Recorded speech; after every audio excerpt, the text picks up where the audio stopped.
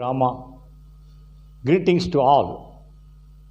I am Dr. K. Payanappan, born in Kannadagattan, Sivangai district in Tamil Nadu, and a retired professor and head of the Department of English, Annamalai University, Chidambaram, Tamil Nadu.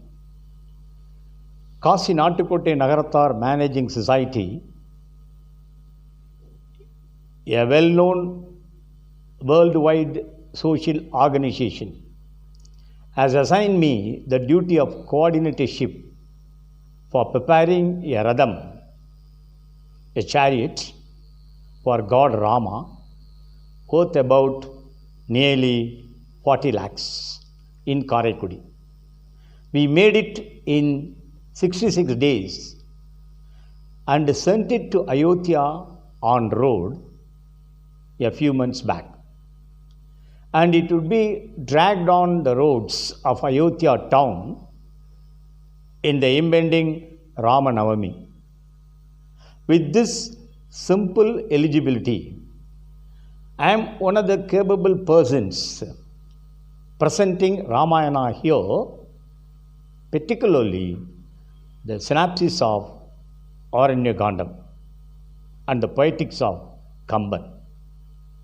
All this apart, I thank Mr. P.L. Payanappan, the Secretary of Karaikudi Kamban Kazhagam, for giving me the wonderful opportunity. Aranyakandam is one of the major divisions in the epic Ramayana. It is the third major division containing 11 subdivisions called Padal. Aranyam means forest. This kandam is on about Rama's life in forest for 14 years.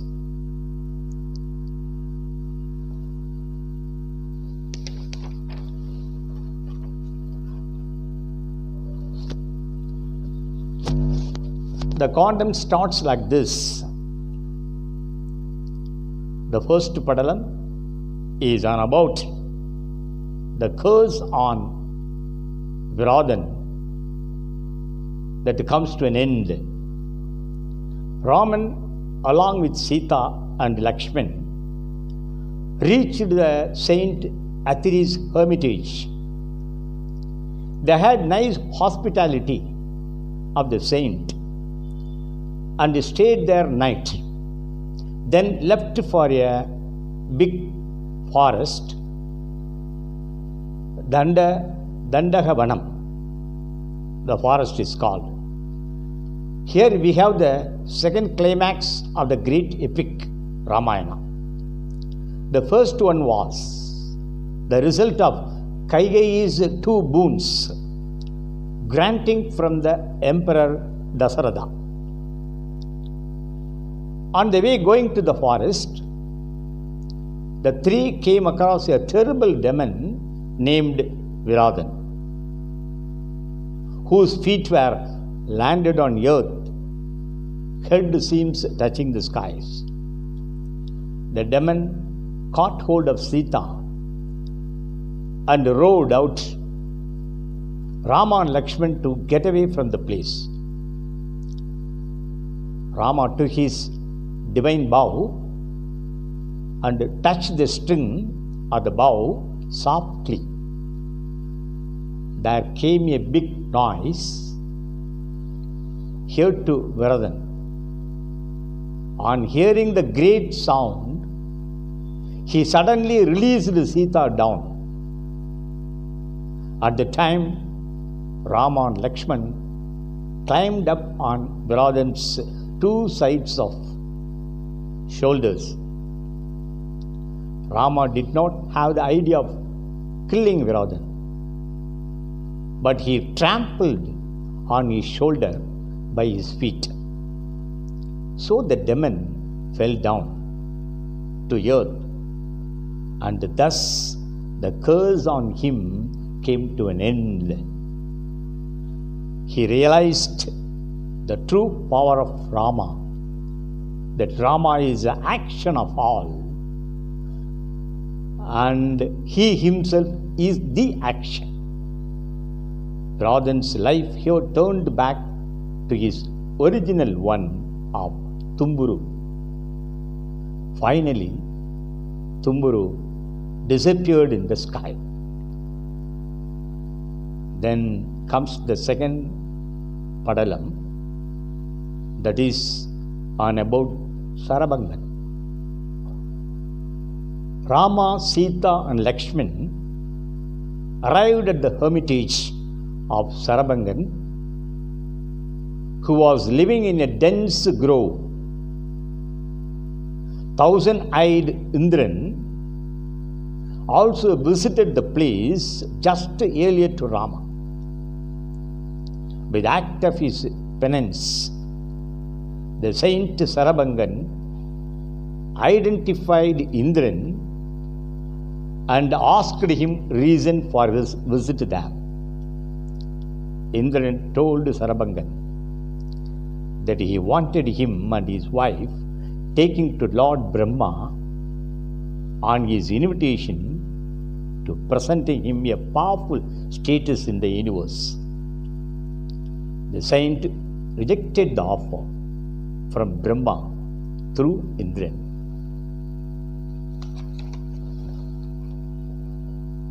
At the same time, Rama and Lakshman, along with Sita, came there. Rama, by his divine insight, felt the arrival of Indran. Through his 1,000 eyes, Indran also saw Rama and felt happy, bending down before Rama and worshipped him, and thought about Rama, that Rama is omnipotent and omnipresent of the universe, who is the incarnation of man being on earth. Rama is a great grand ocean of kindness and mercy, who incorporated Vedic ethics and wisdom. Sufferings, frustrations, and black tragedies of human beings are going to be eradicated only by his holiness and incarnation. Rama is a universal inheritance for billions of the beings. He is the Brahman, the creator, guardian, and destroyer, who is the cause for both good and bad. With all these thoughts, Indran worshipped Rama, and that was also felt by the saint Sarabangan. Then both the saint and Rama adapted each other. The saint Sarabangan expressed his desire that he and his wife wanted to end their birth by immolating themselves in the presence of divine Rama, and thus they immolated themselves in the fire. Then we come to the next Padalam, that is Rama's 10 years life in the forest. Of the two boons which Kaikeyi was granted by the Emperor Dasaratha, Rama's life spending in forest for 14 years was the second one. The major 10 years of the forest life was spent in Dandakavanam of this kingdom. During the period of his incarnation, Rama took only 1 year shattering Ravana. The rest of the 13 years was spent in the ambience of the forest to save the saints and sages from the evil doings of black demons. Hence, this Aranya Kandam is the most significant one in this grand epic, Ramayana. Since a period of great sage Valagilayar, all sages had done their penance in the forest. All these sages, by their wisdom, came to know the arrival of Rama in the forest. Incurred with black wrath, the demons used to spoil the sacrifices done by the sages. When Rama worshipped the sages, they all blessed him happily, and Rama promised them that he would be a credible guardian to them forever, and that would be his purpose of visiting the forest after the death of his father Dasaratha. And furthermore, he added that those who are ready to sacrifice their lives for the welfare of cows, sages, and poor are the true gods of the entire world. Rama promised them, giving a strong support to them who were his 10 years on in the forest. And then the sages had sent him to the great sage Agatya. Now here we go to the next Padalam, where we see Sudhikshanan. We see here the hospitality of Sudhikshanan. Sudhikshanan was the most powerful sage since Brahma. Rama came across that saint and worshipped him with sincere devotion. He blessed Rama and expressed his happiness in meeting Rama. In turn, Rama said that there would be no a sage nobler than Sudhikanan, and no a family man nobler than Rama meeting the saint. The saint surrendered his entire benefit of his penance to Rama. Rama expressed his desire to visiting to the great saint Agatya. Sudhikanan replied to him that would be a divine decision taken by Rama, and that would also be useful to the entire world for its perfection and peace. Then the sage guided Rama going to Agatya. Then the Padalam comes to Agatya and Agatya's blessings to Rama. By the power of his insight, Agatya felt that Rama and Lakshman came to his hermitage. The great saint had an ecstasy which could not be expressed and came out of shelter in order to receive Rama. Rama has a holy power of succeeding whole world, while Agatya had such a power of succeeding the whole world only by his Tamil knowledge. When evil monsters sunk in the deep ocean for their safety, Agatya, using his only one hand, drank the entire water of the ocean. And on the request of gods, he emitted the water only after the death of all monsters. Such a great and divine power Agatya had. Vadabi, a terrible monster,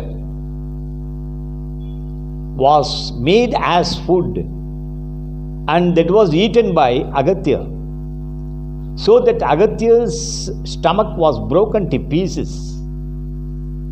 Then Vadabi came out of the stomach and killed several sages. So Agatya again ate him and made him die in his stomach itself. It was he who made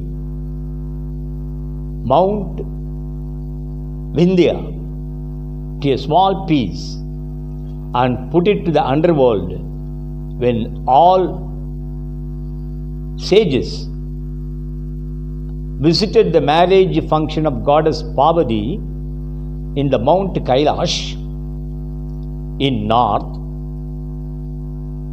That north side was going down,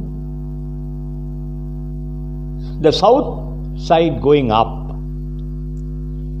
In order to have balance, Lord Shiva had sent Agatya to the south. He alone went to the north side and make the side balance, and from there itself Agatya witnessed the marriage of goddess Parvati held in Mount Kailash. Agatya had such Trinitarian wisdom and the Creator's grace. Tamil, which has 4 Vedas, world literatures, and structured legacies, has thoroughly known to Agatya, and his versatile knowledge in the language helped him spreading the language all over the world. Agatya saw Rama, the inheritance of Almighty, the entire consolidation of Rig Veda, and the embodiment of eternal truth. Agatya, who brought the entire Kaveri river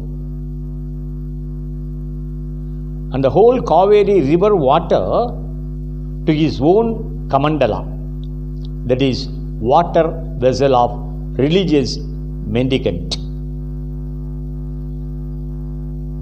He received Rama with great passion and love. In turn, Rama, bending down and touched his feet and adapted him with love. Agatya felt happy that Veda, charity, morality, and universal prudence would go to a zenith with the presence of Rama, and demons, monsters, and brutal colossus beings would be nowhere after the arrival of Rama in the forest. Agatya blessed Rama by giving him the divine bow presented to Rama by Lord Shiva, which was made up of Mount Meru. Then Agatya asked Rama, going to Panjavadi.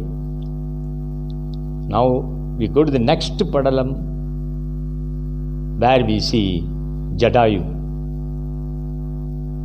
After walking a long distance, Ram, Lakshman, and Sita came very near to Panjavadi. There they met Jadayu, who had the complexion of melting golden rising sun, with broad huge wings on his shoulders. He was a great eagle, looking like Mount Mantra, which was churned to Tirupparkadal, that is, the ocean of milk, by the divine power of Lord Thirumal. Jadayu's feet looked like big pearls,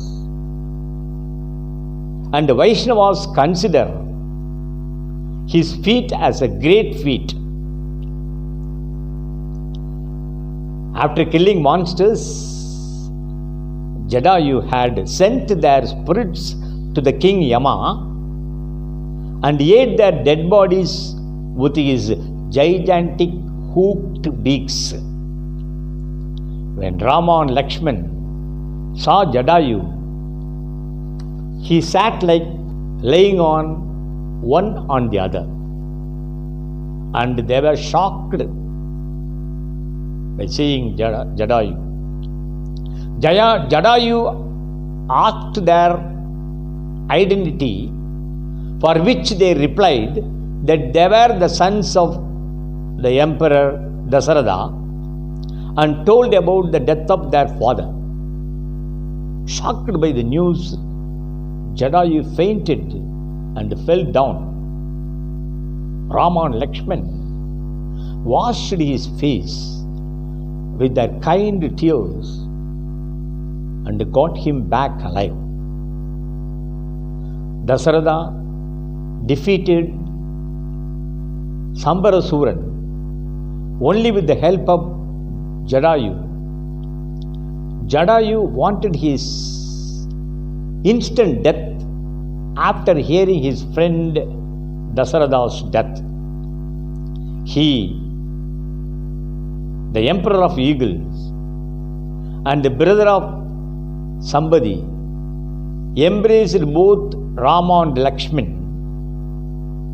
and admitted them that they were also his sons. His intention was immolate himself after hearing the news of Dasarathan's demise. But the two brothers prevented him. Then Jadayu confirmed that he would die after their return to Ayodhya. He asked them about the purpose of their visit to the forest. Rama asked Lakshman to tell him all in detail.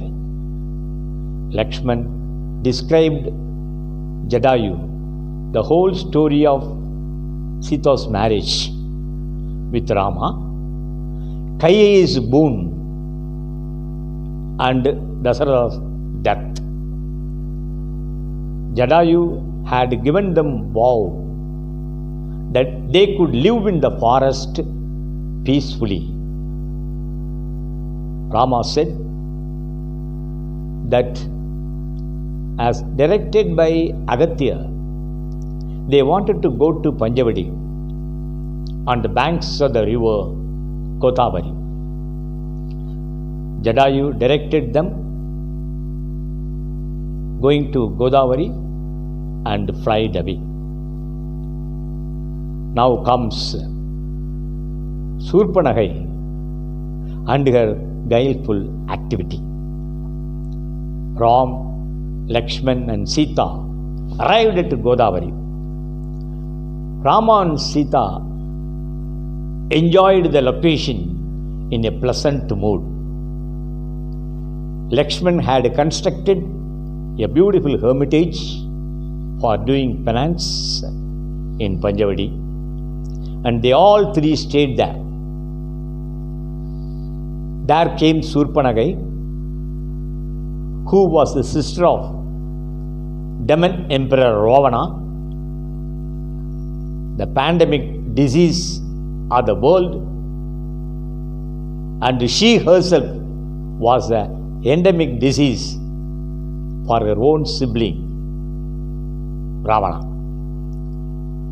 She had a long black lock with a lustful physical appearance and had all wicked activities against sages and saints and gods. Her very first glance of Rama would ruin her and her relatives. She had her highest admiration for Rama, that he was a Cupid, more beautiful than Indran and Lord Shiva. She felt that her two eyes were not sufficient to enjoy the beauty of Rama and his valor and his handsome hairstyle and his massive shoulders. By enjoying his beauty, Surpanakhai had lost her chastity. She vowed herself that she should embrace him or otherwise die at the place itself.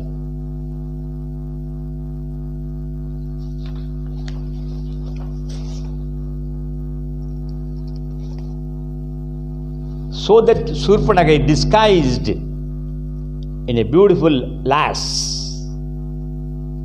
that is a beautiful woman, and wanted to go to Rama. On seeing her, Rama, astonished, and asked her who she was. She replied that she was a sister of Kuberan, a friend of Lord Shiva, and born after Ravana. Then Rama understood that there was a guileful thinking behind their activity. The conversation between Surpanakhai and Rama showed that there would be an impending danger. Surpanakhai demanded Rama marrying her. At the same time, Sita came out of the shelter. With great surprise and jealous, Surpanakhai had a doubt whether she was Rama's wife. Anyhow, Surpanakhai spoke ill of Sita and urged Sita vacating the place. Lust, like poison of cobra, injecting in the mind of Surpanakhai, she shouted that she could have ruined the whole forest if Rama would refuse to marry her. Dismissing the dialogue, Rama went away from the place. Surpanakhai vowed aloud that she must have married to Rama, otherwise die herself. Moreover, she wanted to kidnap Sita and then, with no hindrance, she could possess Rama. So Surpanakhai followed Sita without knowing that Lakshman was there. Lakshman caught her hands and prevented her following Sita. But Surpanakhai had an attempt to escape from Lakshman. So suddenly, Lakshman had cut away her nose, ear, and nipple of her breast. Then her original figure of Surpanakhai came to existence, and Lakshman was shocked very much. Surpanakhai shouted like anything and yelled with lust that she could not tolerate seeing Rama with another lady, that is Sita. Rama clearly warned her that his purpose of visiting at the forest was to destroy demon folk completely. Then Surpanakhai howled, inviting Karan to come and kill Rama and Lakshman together. Then comes the next padalam, that is the end of Karan. Surpanakhai went to Karan and fell down his feet with a terrible black wrath. He asked her the reason for her worst plight. She explained him everything. Also, she took Karan to the place of Rama and showed him to Karan. Firstly, Karan had sent his 14 captains of his army killing Rama. They were all killed by Rama. Karan prepared himself going to kill Rama. At the time, Ahamban, a bad woman, warned Karan not to go to Rama.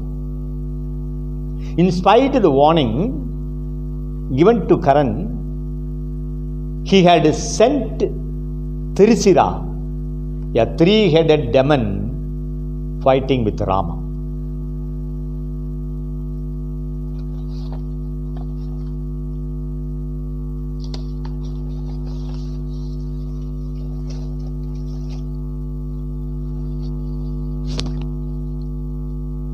Rama had cut 2 heads away from Tirisira, but he fought with only 1 head and died at last.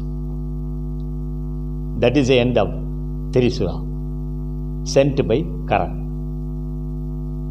Then Tudanan came to the war frame, and he also died by the hands of Rama. Finally, Karan came to Rama with the magical power of encircling Rama by 1,000 and 1,000 arrows. Rama, when he took his bow and fixed his powerful arrow in the string, the bow had broken with a great noise. Rama was worried very much. Immediately, Rama worshipped gods, and Lord Varuna gave him a long bow, which was once presented to Rama by Parasurama. Karan, seeing the long bow, shocked very much, and in the end, he was killed by Rama. Then we come to see in the next padalam how Surpanagai instigated Ravana. The sinning Surpanagai went to Ravana, shedding with the tears. She told him the 2 Cupid-like human beings harmed her a lot. In Lanka, there was always music played and songs heard. But then only a very big yell heard from his own sister. Surpanagai, in a crafty manner, described the beauty of human Sita in such a way that Ravana could be attracted to Sita. She said that she went to the forest only to fetch the beautiful Sita for Ravana. At the time, Lakshman rushed there and cut her nose and ears. She informed Ravana that Sita had born only for him and not for others. As Uma for Shiva, Lakshmi for Thirumal, Sasi for Indran, Sita was only for Ravana. Thus, he was instigated. Furthermore, she said to Ravana, if he could get Sita, automatically she might have been married to Rama. When she had an attempt of bringing Sita to Ravana, she was hurt by Lakshman. Then Ravana was thoroughly intoxicated with the beauty of Sita and had forgotten his self and sought the help of Morrison, who had escaped from Rama while Rama had killed Tadagai, his mother. That we see a magical deed here with the sea. Ravana approached Morrison, his maternal uncle, who was living in the midst of forest, and explained everything to him. Ravana said to Morrison that he wanted to avenge the two human beings, and before that he wanted to take away Sita from Rama. Morrison objected to taking Sita away from Rama, but Ravana dismissed his objection and threatened him killing. Finally,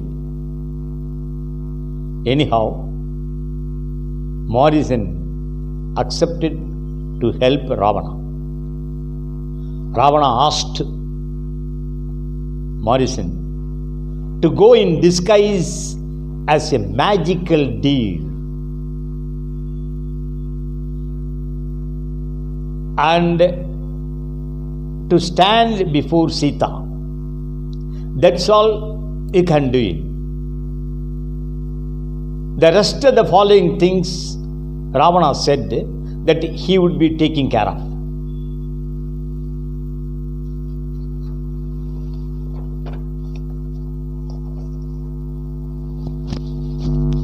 Disguised as an attractive golden magical deer, Morrison went to Panjavadi and explicited himself before Sita as a deer. On seeing the deer, Sita was very much impressed and wanted to have the deer, so that she had expressed her desire to Rama. But Lakshman had a sense of doubt on about the deer. In spite of Lakshman's alarm, Rama went out to the shelter following the deer. The occult deer ran away a long distance. So Rama understood that it had its own magical power and shot the deer by his arrow. Thus Morrison died and cried for the help of Lakshman, disguised as Rama's voice. On hearing the duped voice, Sita urged Lakshman to go and see what had happened to Rama. Lakshman had understood the disguising voice, so refused to go away from Sita.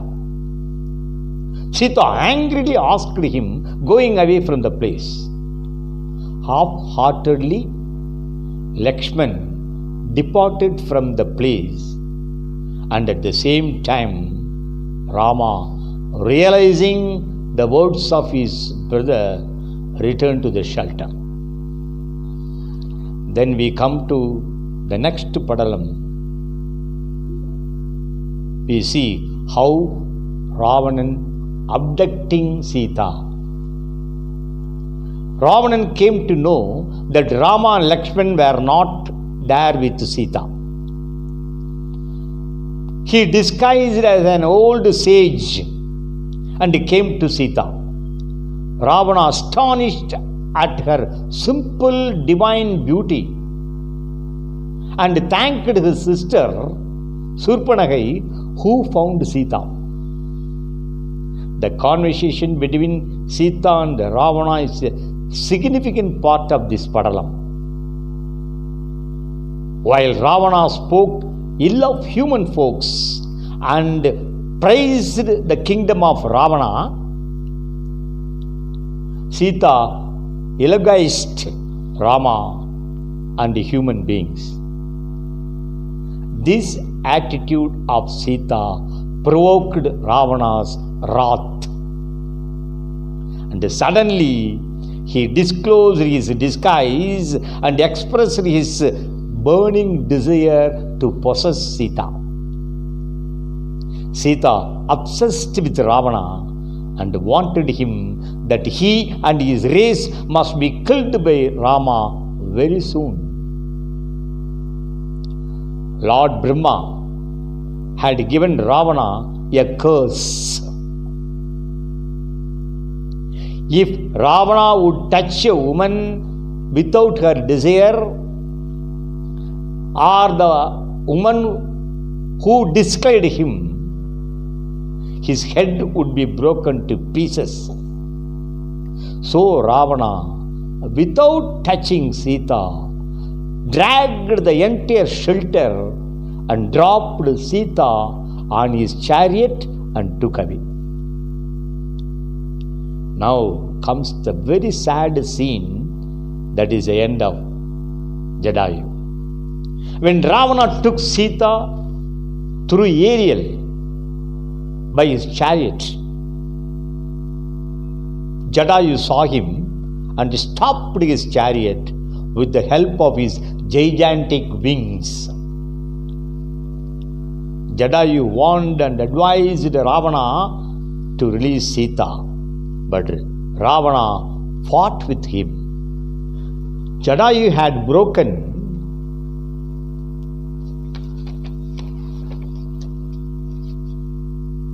the bow of Ravana and cut the head of his charioteer and threw it on the face of Ravana with huge contempt.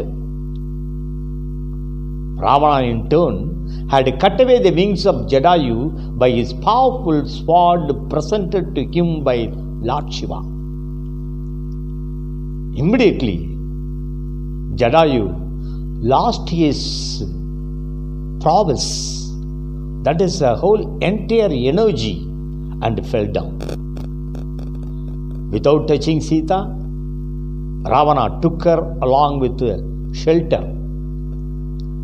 He imprisoned her in Ashokavanam, where women monsters were living. Rama and Lakshman were in search of Sita, and on their way they saw Jadayu wounded and fainted. On seeing them, Jadayu woke up and told them that Ravana had abducted Sita and took her through Ariel. Jadayu urged Rama to go in search of Sita and also killed Ravana at once. Then Jadayu died. Raman and Lakshman performed ritual ceremony to Jadayu as they had done to their father. Then left only with Lakshman, Rama had been starting a new chapter in his life,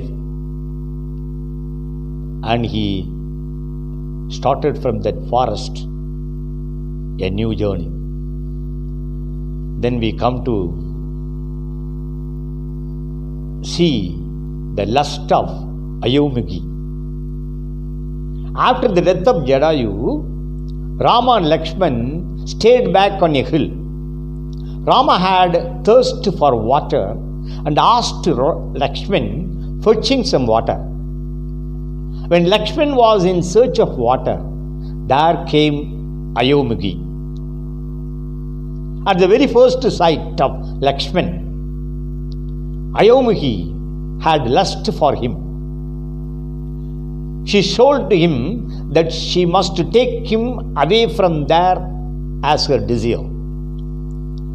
Lakshman warned her to get away from the place, for which she refused and embraced him with her gigantic hands, so that Lakshman had cut away her nose, ears and lips.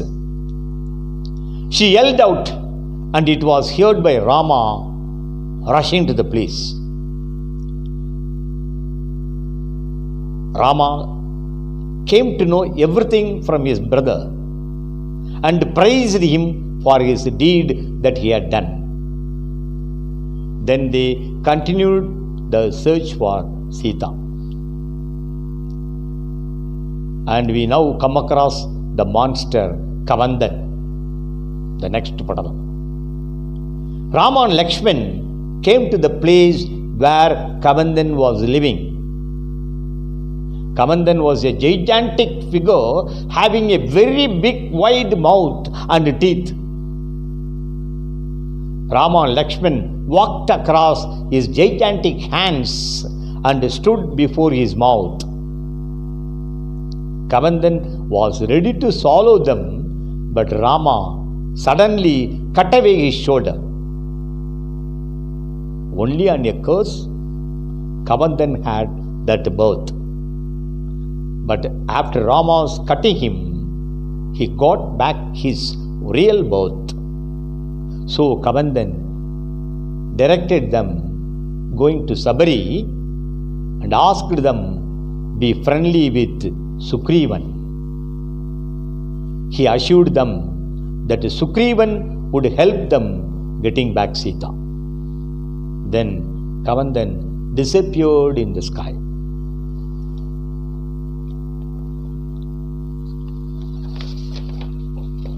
Then we come to the last padalam, that is, let us come to the final padalam, the last one, Sabari's motherly love. Rama and Lakshman came to the hermitage of Sabari, who had her long penance until seeing Rama. With all her love and passion, Sabari had expressed her hospitality, and the two brothers were happy about her motherly love. Sabari then guided them to go to the place of Sugrivan. Sabari, by the practice of yoga, left her body on earth and her soul went to spiritual world.